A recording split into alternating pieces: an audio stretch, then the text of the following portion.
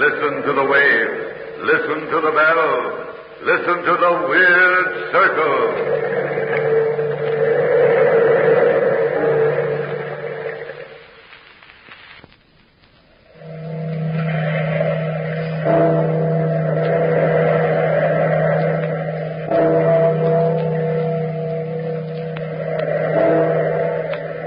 Out of the past, phantoms of a world gone by, speak again the immortal tale, Frankenstein.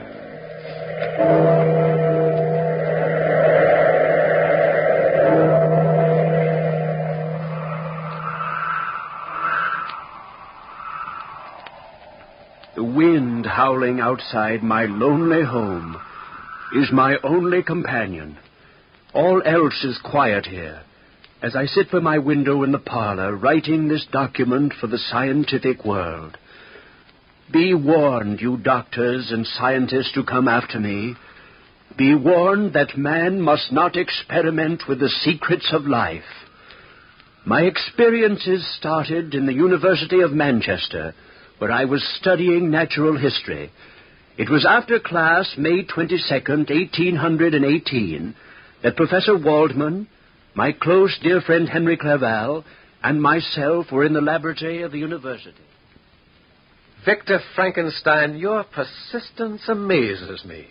Someday I shall sit at your feet and allow you to teach me. Thank you, Professor Waldman. But the whole subject of the structure of man has always been too clouded in mysticism. Well, frankly, Victor, I prefer mysticism. Well, that's because you're a mystic, Henry. Why, Henry's no more a mystic than I am. He just loves to avoid arduous work. Oh, translating that means I'm lazy, eh, Professor? Well, if you prefer to put it that way, I rather think of you as a student whose nervous structure does not take kindly to natural history. The professor's kinder to you than you are to yourself, Henry. Well, if I worked as hard as you do, Victor, I should probably wear that same gaunt, sleepless look that you carry about. Well, my experiment will be finished tonight. And then I'll manage the 8 hours sleep that other men manage. The secret experiment will be finished tonight, huh? Well, then, will you tell us just exactly what you're doing in the basement at home? I'll tell the entire world. As a matter of fact, I stayed after class this afternoon, Professor Waldman, to ask you to join me this evening in the basement of our place to watch the completion of my work. Oh. Well, how about me? I don't think I dare invite more than one, Henry. And the professor's more interested in this type of procedure than you are. I shall be delighted, Victor. Just the best friend who never knows what's going on in his own home, that's all. It's not that, Henry. But I thought you'd entertain Elizabeth for me, while the professor and I were at work. Entertaining Elizabeth would be a delightful favor, old boy. You know, I think you trust me too much with her. Have you ever met Victor's fiancée, Professor Waldman? She's one of the most charming... Yes, Elizabeth was one of the most charming, beautiful women I'd ever known. I had been in love with her from childhood, but even my love for Elizabeth couldn't dim my passionate zeal for the work I was doing. It was 8 o'clock that evening. Henry, Elizabeth, and I were seated in the parlor. Elizabeth was saying... I'll be so glad, Victor, darling, when all this is over. If you only knew how tired you look. The minute my work is done, successfully or unsuccessfully, I promise you, Elizabeth, we'll be married and off to Switzerland before Henry has time to lock up this place. But first, we find out about the secret in the basement. Henry's being eaten up by curiosity. I don't blame him. I'm suffering pangs of what's it all about, too. Well, you'll both know soon. I wonder where Professor Waldman is. He's late. He'll be here soon, Victor. Stop pacing the floor, sweetheart. I think I'll start my work downstairs. Send the professor down when he arrives, will you, darling? We'll come down ourselves and take a look around. Or will I turn into a pillar of salt for peeking? Nobody ever turned into a pillar of salt for peeking, Beth. It was for looking back. Oh, nothing like a good practical working knowledge of the Bible for scientific experiments. Starts the night off right. Yes, I thought jokingly of that paragraph in the Bible then. And she was turned into a pillar of salt. But what about a man who looks back? There is no ready reference for him or for me. I went downstairs to my laboratory at a little past 8, opened the door, and started to tinker around to pass the time more quickly. My every sense was alive, taut, waiting, with the sense of what was to come. I heard a knock on the side door, which led me from my laboratory directly into the forest, which bordered Manchester. I looked out and... Good evening, Victor. Oh, did Elizabeth tell you to come down this way, Professor? No, I found the entrance to your laboratory quite by myself. I help you with your coat, sir? No. You proceed with your work. Nothing like trivialities to annoy a scientist at work. There we are. Well, follow me, Professor, into the back room, and you'll see for yourself what this is all about. Well, I feel that I'm in for a most exhilarating evening. I wish I had more students fashioned in your mold, Victor. Well, Professor, here is my... Why, what's this? A full-sized replica of a man. Yes, only he isn't full-sized. He's fashioned on a grander scale. I should say this creature standing up would be approximately 8 feet 2 inches tall. Well, you should have been an artist, Victor. He's a perfect reproduction. What did you make him out of? Wood? Clay? Animal flesh. Flesh? Feel him. Oh, feels like the body of a dead man. Or the body of a man who hasn't as yet been brought to life. This body is complete in every detail. Heart, lungs, teeth. Even the fine nervous system. Well, it's interesting. Yes, interesting. How about the brain cells? Yes, adult brain cells. I think he's quite handsome, don't you? Well, each man to his own taste. He's the best reproduction of a man I've ever seen, but actually his face is hideous. As a plastic surgeon, my dear Victor, I'm afraid I can't give you much credit. Well, what do you intend to do with this Hulk? You see this fluid here in the test tube?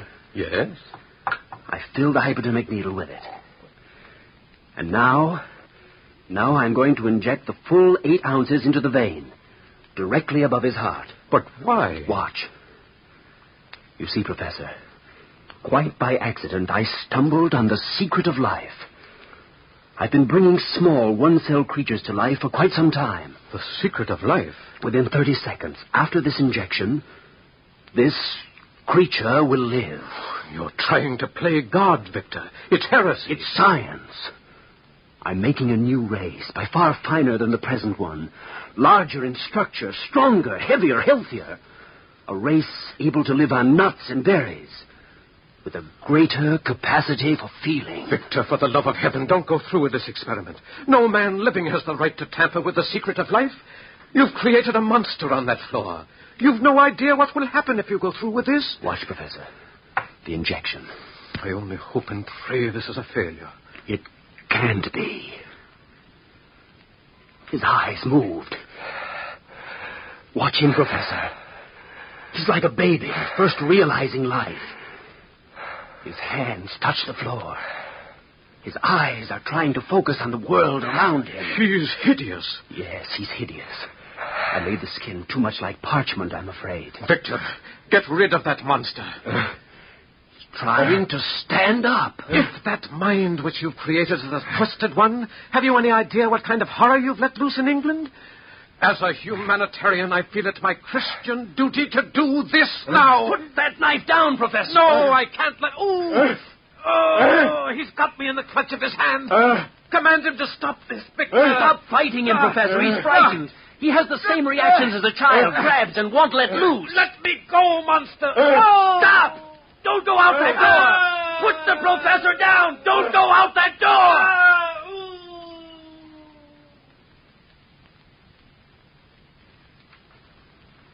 The monster left my laboratory through the side entrance into the forest, carrying the incredibly mangled body of the professor with him. I rushed out of my laboratory after him, but the creature was faster than I, and he disappeared from view. I returned to my laboratory and destroyed all evidence of the creature's manufacture. I burned the blueprints from which I had made his body. Then, carefully, I locked my laboratory and went upstairs to join Henry Clerval and Elizabeth. I must have looked wild-eyed as I entered the room.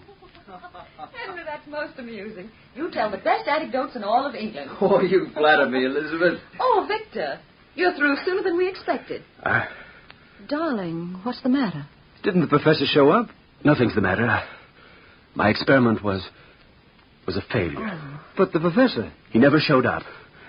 Beth, Henry, I want to go away. Of course, darling, we will, as soon as Henry can get the house locked up. I don't want to wait. I want to leave at once. Tonight, please, tonight, Beth. We can get married before we cross the channel and then go to Switzerland. But it's almost midnight now, darling. What's the difference? Please, Beth, if you love me. But why tonight, Victor? Henry, you've no idea what I've been through. I have to get away at once. Of course, darling, if you insist. Anything you want. And we'll be married before daylight. Darling, darling Beth. I know a little minister whom we can awaken. And so Beth and I were married that evening in a little chapel on the coast. Then the three of us fled to Bern, Switzerland. I refused to have anything to do with the civilized world. No newspapers, no word of home. Just the peace and quiet of the Swiss mountains. Henry and Elizabeth both tried to learn of the events which had occurred in my laboratory that evening. But I never broke my silence on that subject. After the first tries, they refrained from asking me about it again. It was in the middle of the 4th month of our visit when Henry and I were sitting on the terrace of the little house in the mountain. Beth was out picking berries when Henry suddenly... Victor, I'm your closest friend. I've tried to keep silent about... Well, Victor, the day after we left England, I bought a newspaper. Did you, Henry? Yes, I saw this clipping on the front page. I couldn't very well miss it. Well, what clipping? This one. The horribly mangled remains of Professor Waldman was found on Beekman Hill. The identity of the unknown murderer is being sought by Scotland Yard. Poor Professor Waldman. I'd no idea. Hadn't you? No. What are you trying to say to me, Henry? You're leaving England so suddenly that very night. Your fear of being discovered, the secret experiment. Well, it all seemed to add up to some kind of strange connection with this clipping. Now, if you're in trouble, Victor, you can depend on me. I'll stay by your side. I'm not in trouble. I'm just tired, terribly tired. And you know nothing of the professor? Absolutely nothing. He didn't come to our chateau that evening. I told you he didn't then. Stop questioning me. Victor! Victor! We're out here, Beth. Oh, I've just had a horrible experience. Oh, darling, I'm so glad to see you. You're pale, Beth. Sit down right here next to me. Well, what happened, Beth? Well, I was walking in the woods not far from here when I looked up and saw... Well, I saw a man. Sort of a man standing over me. Well, men aren't so bad. That is, if you happen to know the right ones. And you do. I'm not joshing, Henry. He wasn't exactly a man. He was twice the height of anyone I've ever seen. And his skin looked like dried parchment. It's incredible, but I think I've seen a monster. Monster? Yes, I ran away. He didn't follow me. He just stared after me, watching me. You do believe me, don't you? A monster stared after you? Look, Henry. Victor, through the trees right out there. Look! There he is again!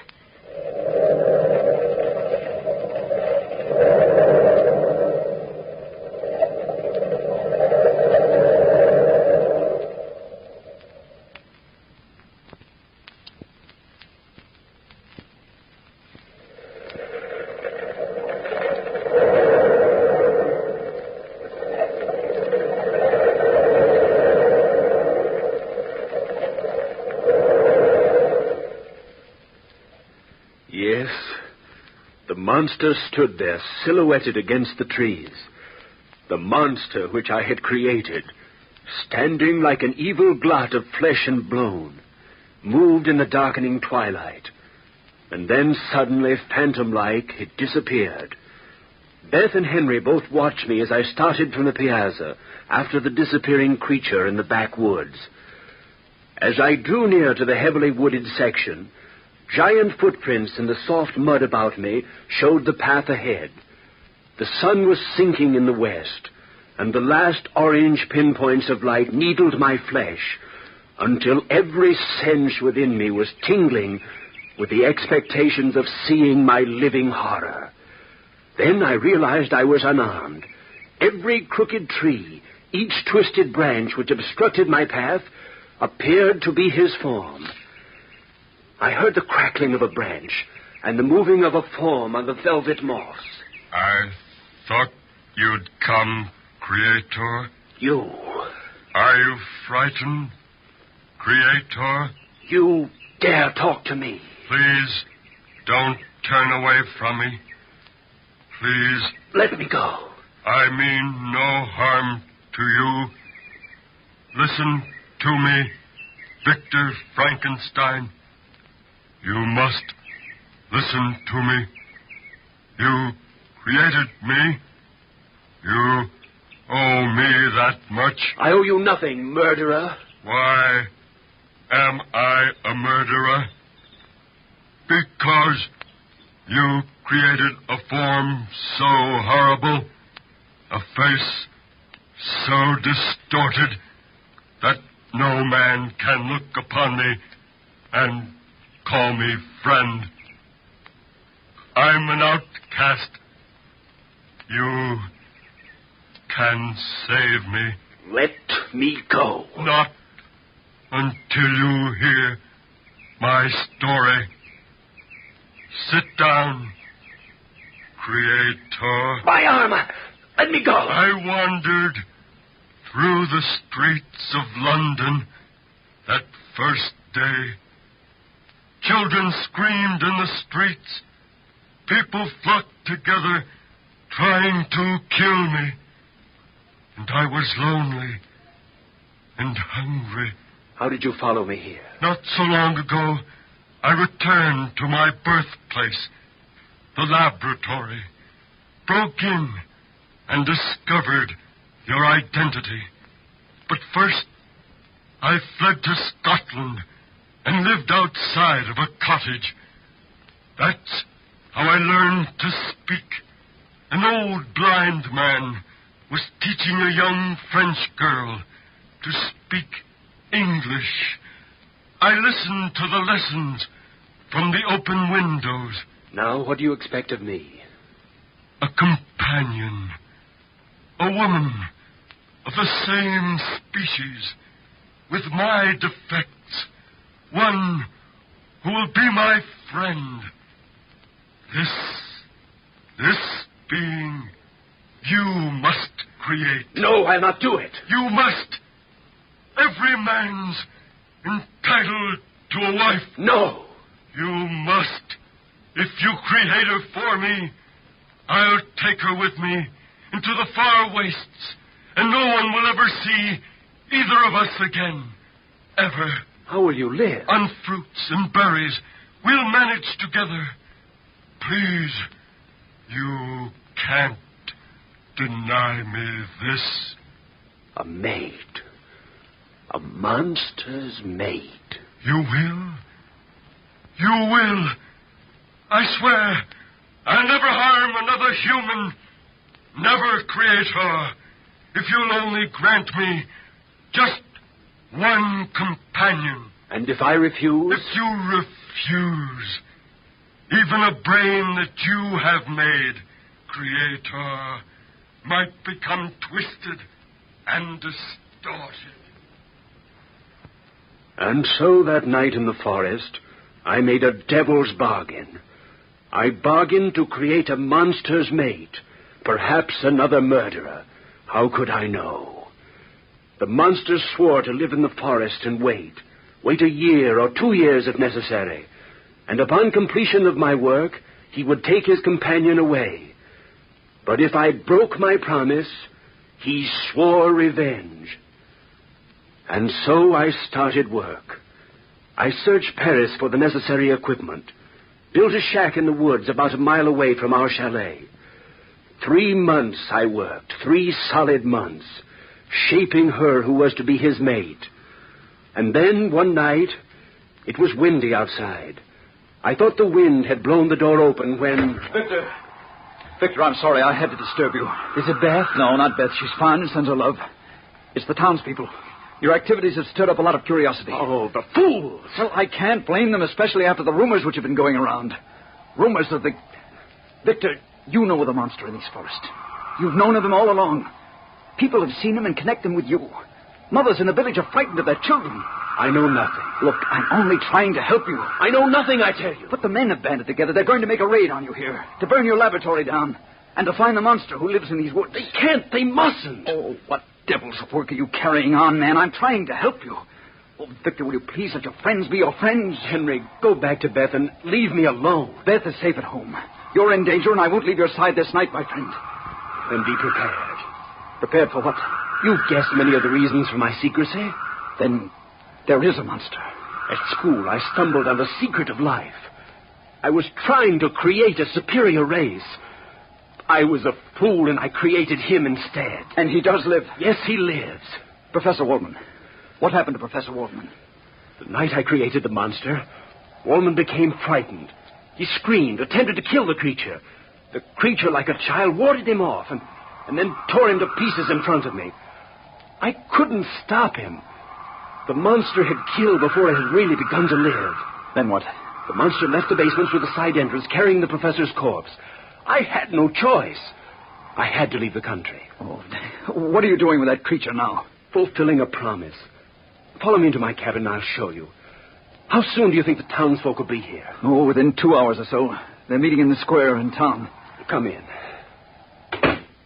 What? A woman? Yes, a woman. The monster's mate, his friend.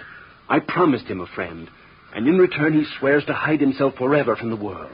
A devil's bargain, Victor. A bargain I must keep for all our sakes. But the monster proved himself a murderer time and time again. Why, in London, after the death of Professor Waldman. Time and time again. But how do you know that the mate won't be even more vicious than he? You'll let loose an avalanche of hatred. Oh, destroy her before you bring her to life.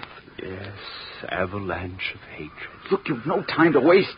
Set fire to this cabin quickly, Victor. Set fire to the cabin and come away. But, man alive, you can't go through with this thing. But the promise. It's a promise to a fiend. He'll be your death and ours, Victor. Oh, hurry, man, hurry, if you've any love for Beth. I've been insane with grief and fear for Beth and you. Go back to Beth, Henry, at once and wait for me. And you? I'll set fire to the cabin as soon as I destroy my books.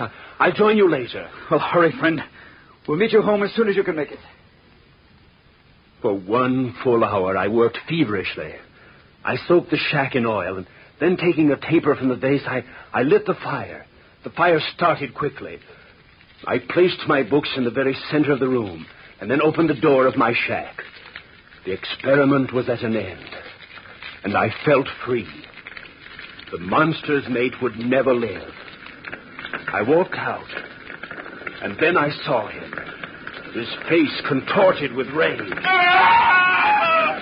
My wife! My only dead devil friend! Ah! My only dead! I knew then what was in his mind as he raced through the forest in front of me. The blazing shack was a beacon of light, and I saw his huge, misshapen form outdistance me, far outdistance me. He was faster than I, taller than I, and covered more territory. Racing, running blindly through the forest, I reached my home. The door of my home was flung open. Henry, mutilated and torn, stumbled blindly toward me. Victor, the monster. Henry, what? I tried to, Victor. Henry, you. Beth, no. Upstairs. Beth, I'm coming, darling, I'm coming. I'm coming upstairs. I'm coming, darling, I'm coming. If you kill her, Beth,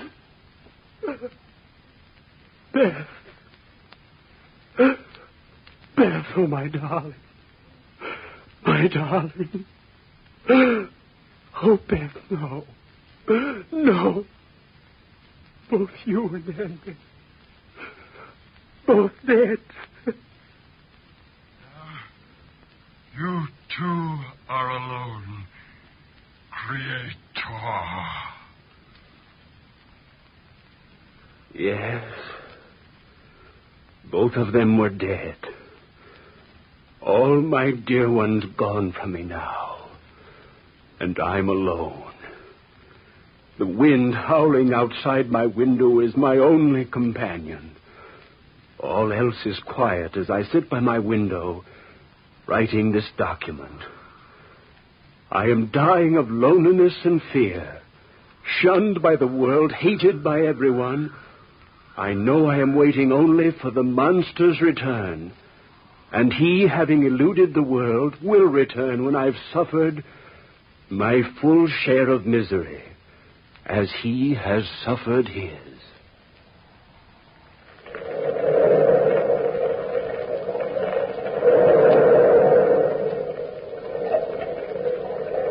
From the time-worn pages of the past, we have brought you the story, Frankenstein. Bellkeeper, toll the bell.